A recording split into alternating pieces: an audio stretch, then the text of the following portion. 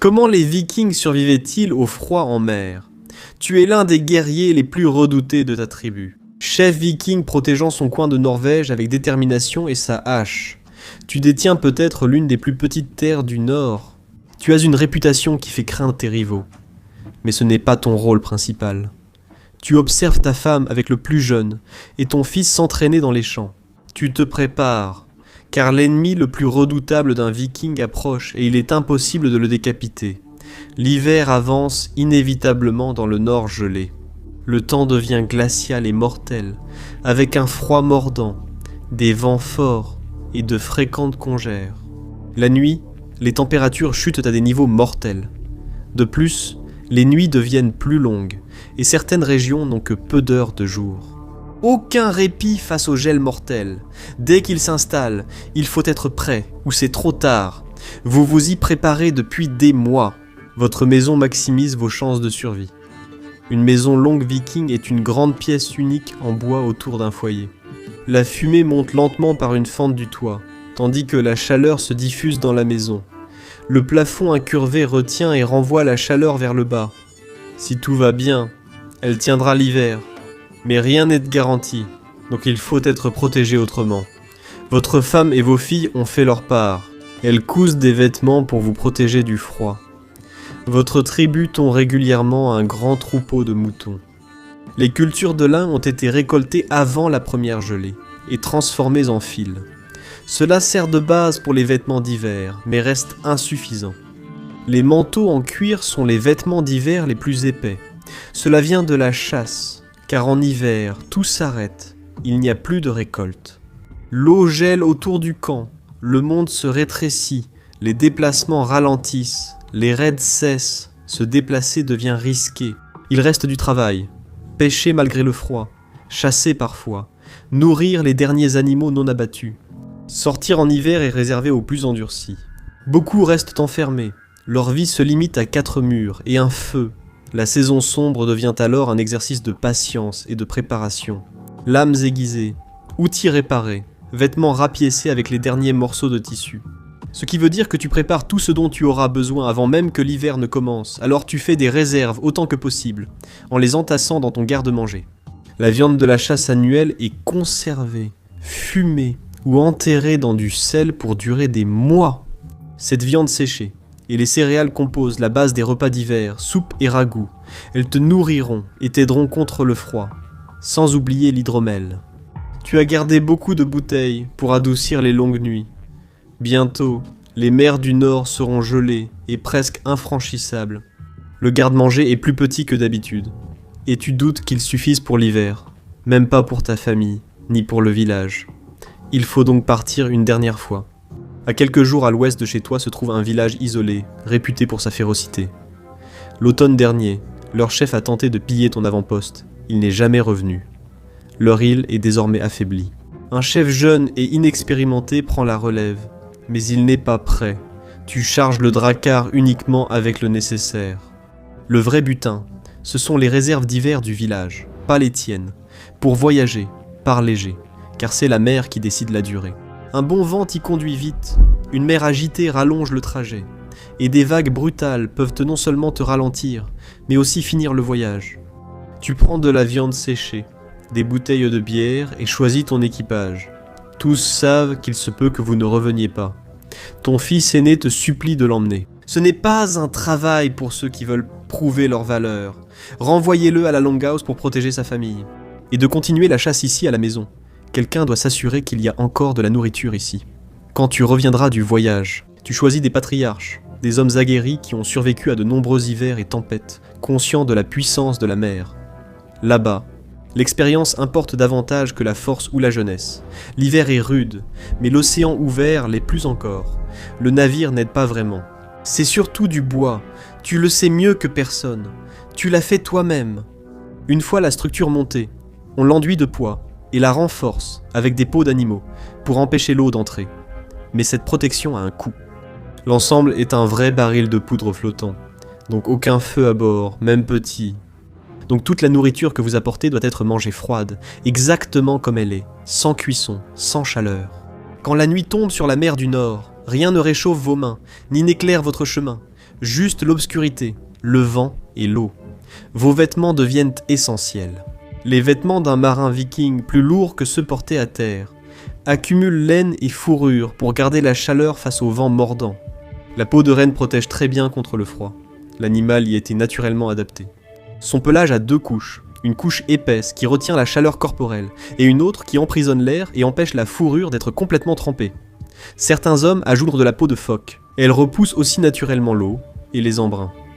Cette couche peut faire la différence entre rester au chaud et avoir froid. Le froid des mers du Nord glace jusqu'aux os. Une éclaboussure, une manche mouillée, et le froid s'infiltre dans vos os. Et c'est pourquoi les femmes au camp sont aussi importantes que les hommes qui naviguent. Elles cousent des couches très serrées avec de gros cordons et des aiguilles en os, bloquant vent et embrun. Lors de longs voyages, les femmes accompagnent parfois l'équipage pour réparer en chemin. Mais ce raid, lui, est court, rapide et brutal. Heureusement, ton équipage est plein de ressources et chaque membre a des compétences uniques. Bjorn est un ami proche depuis de nombreuses années et sa force est renommée dans tout le village. Harald, le doyen de ton équipage, maîtrise les outils et veuve de longue date, a aussi appris la couture et le raccommodage. Ragnar, jeune mais redoutable avec son arc, est un atout clé contre l'ennemi.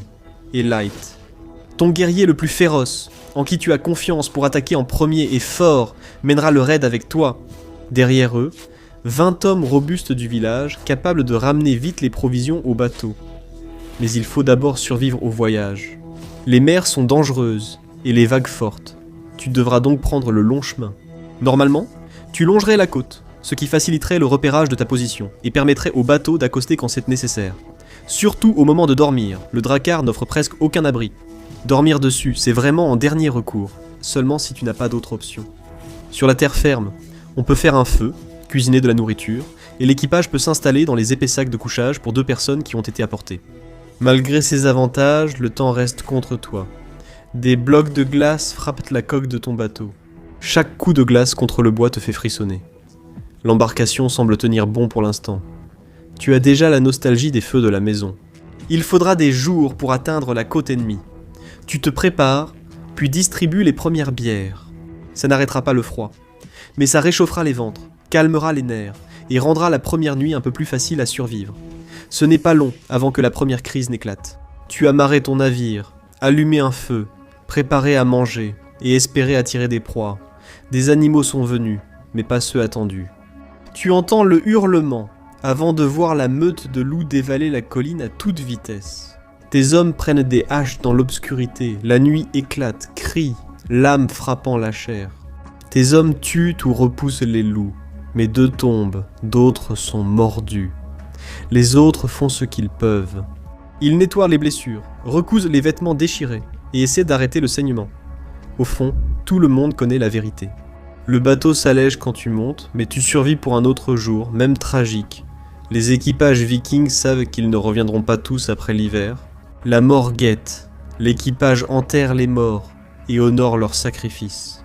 Cela signifie aussi que les provisions dureront plus longtemps, augmentant les chances de survie. Et ce n'est pas tout. L'un des plus jeunes hommes, celui qui a reçu les pires morsures, commence à brûler de fièvre.